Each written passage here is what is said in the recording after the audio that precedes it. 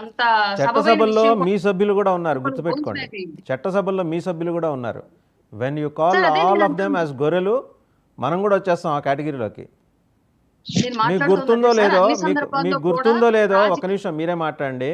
ఒకసారి ఇలాంటి ప్రస్తావన చేసి చట్టసభల్లో, ఇట్లా చట్టసభల్లో ఉన్న సభ్యుల పట్ల ఒక ఎడిటర్, ఒక సీనియర్ ఎడిటర్, ఇప్పుడు కాదు 25-30 ఏళ్ల క్రితం వెళ్ళి అసెంబ్లీ కార్యదర్శి ముందు వెళ్ళి క్షమాపణలు చెప్పుకున్నాడు. గుర్తుందా మీకు అది? లేదు సార్, నాకు తెలియదు.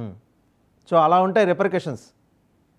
నేను చెప్తుంది అదే సార్. ప్రతి వేదిక మీద కూడా రాజకీయాలు అనేవి కొన్ని సందర్భాలు అంటే ఒక్కొక్కసారి పన్ను పండించొచ్చు, కానీ దాని తర్వాత వచ్చే పర్యవసానాలు కొన్ని ఇబ్బందికరంగా మారుతాయి. అక్కడ కేవలం మనం మాత్రమే కాదు, ఒక వ్యవస్థ, సినిమాకి సంబంధించిన ఒక వ్యవస్థ, ఒక నిర్మాత, హీరో, ఒక మొత్తం ఎంటైర్ 24 క్రాఫ్ట్స్ సంబంధించిన వ్యవస్థ ఉండిద్ది. కాబట్టి ఈ ఇబ్బందిని వాళ్ళు ఎదుర్కోలేరు. రాజకీయం అంటే ఫైటింగ్, సినిమా అంటే బిజినెస్.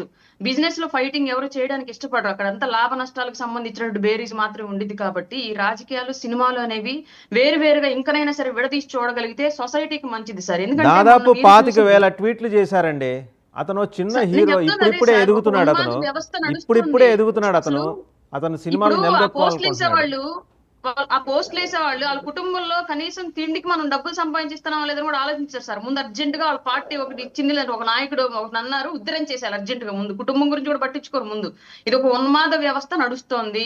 ఒకళ్ళని చూసి ఒకళ్ళు నేర్చుకుంటున్నారు. ఒకళ్ళనేం డబ్బులు ఇచ్చి నడిపించినా ఇంకొకళ్ళు కౌంటర్ గా అదే దారిలోకి వెళుతున్నారు. ఈ వ్యవస్థ మారాలి. దీన్ని ఖచ్చితంగా మేము కూడా ఖండిస్తున్నాము. ఎందుకంటే ఒకటి సార్, ఇప్పుడు అక్కడ ఒక పార్టీ మంచి మాట్లాడొచ్చు, తప్పలేదు. రాజకీయంగా ఒకవేళ మీరు ప్రస్తావించాలనుకుంటే మంచి మాట్లాడొచ్చు, తప్పే లేదు. ఇప్పుడు చిరంజీవి గారు మాట్లాడారు, ఆయన గొప్పగా రాజకీయాల గురించి మాట్లాడారు, దాన్ని యాక్సెప్ట్ చేయొచ్చు. ఆయన మనసులో ఉన్నటువంటి ఆనందాన్ని బయట పెట్టారు. కానీ ఇప్పుడు ఇక్కడ బాజీ బుద్ధి గారు గారు దాని చేసింది మీద కూడా ఏంటంటే, అడిగారు ఒకటి, దానికి కూడా మీరు సమాధానం చెప్పాలి. ఆయన కాంగ్రెస్లో ఉన్నారా ఏంటని ఆయనకు బోల్డని సందేహం వచ్చేసింది, అనుమానం వచ్చింది బాజీ గారికి. అది క్లియర్ చేయండి ఒకసారి. సార్ అర్థం కాలేదు సార్. బాజీ గారు ఇంతకీ చిరంజీవి గారు ఏ పార్టీలో ఉన్నారనే సందేహం వ్యక్తం చేశారు. కాంగ్రెస్లో లేకపోతే రాజీనామా చేసి జనసేనకి జయకొట్టండి, ఇంక మీ ఇష్టం, బీజేపీతో అయినా వెళ్ళిపోండి అని అన్నట్టు మాట్లాడుతున్నారు ఆయన.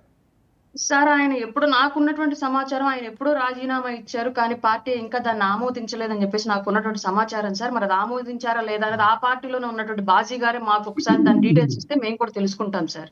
మిగతా విషయాలు ఏంటనేది బాజీ గారికి, అంబటి పార్టీ రాంబాబు గారి అధిష్టానానికి కామెంట్స్ చూశారు కదా, ఆయన తొండ ముదిరి ఊసర వెళ్ళి కావటం, జనసేన అదే ప్రజారాజ్యం కాంగ్రెస్లోకి వెళ్ళిపోయింది, ఇప్పుడు జనసేన బీజేపీలోకి వెళ్ళిపోతుందా, అప్పుడు కేంద్ర మంత్రి పదవి మీరు తీసుకున్నారు కదా, ఇప్పుడు కూడా తీసుకుంటారా అని నేరుగా అడిగాడు ఆయన, అంబటి రాంబాబు గారు.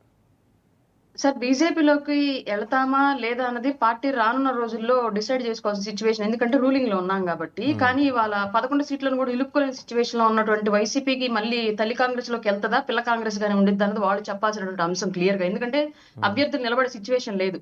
ఖచ్చితంగా పవన్ కళ్యాణ్ గారు అంటే 5గురు రెడీగా ఉన్నారు. మా జిల్లా నుంచి అండ్ ఉత్తరాంధ్ర నుంచి రెడీగా ఉన్నారు సార్. ఇది క్లియర్. ముందు వాళ్ళని కాపాడుకునే ప్రయత్నం చేయమని చెప్పండి. ఈ ప్రెస్ మీట్లు పెట్టి పార్టీ క్యాడర్ కూడా భరోసా ఇవ్వలేని సిచ్యువేషన్ తెచ్చుకుంటున్నారు కాబట్టి. ఎక్కడెక్కడి నుంచి అండి, గెలిచిన మొత్తం అభ్యర్థులు ఎంతమంది పార్టీ రెడీగా వాళ్ళకి ఉన్నారు? 11 మందిలో సార్ జగన్మోహన్ 5గురు రెడ్డి రెడీగా మినహా, ఉన్నారు సార్. జగన్మోహన్ రెడ్డి వైసీపీ నుంచి మినహా 10 5గురు మందినా? రెడీగా ఉన్నారు.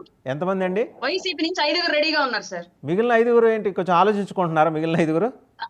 అంటే తెలియదు సార్. ఈ 5గురు ఏంటంటే పాపం ఇలా పాపాలతో భాగస్వామ్యం లేని వాళ్ళు సార్. ఇలా పాపాలతో భాగస్వామ్యం ఉన్నవాళ్ళు ఏ పార్టీలోకి వచ్చినా మనకు జైలు శిక్ష తప్పదు కదా అన్నట్టుగా ఆలోచిస్తున్నట్టున్నారు. బహుశా ఇలా కుంభమేళాకు పాపాలతో వచ్చి ఉంటారు, భాగస్వామ్యం లేని పాపాలన్నీ వాళ్ళు మాత్రం పార్టీ కుంభమేళాకి వెళ్ళి మారడానికి స్నానం సిద్ధంగా చేసి వచ్చి ఉంటారు, పాపాలన్నీ కడిగిపోయి ఉంటాయి, వాళ్ళు రెడీగా ఉన్నట్టున్నారు.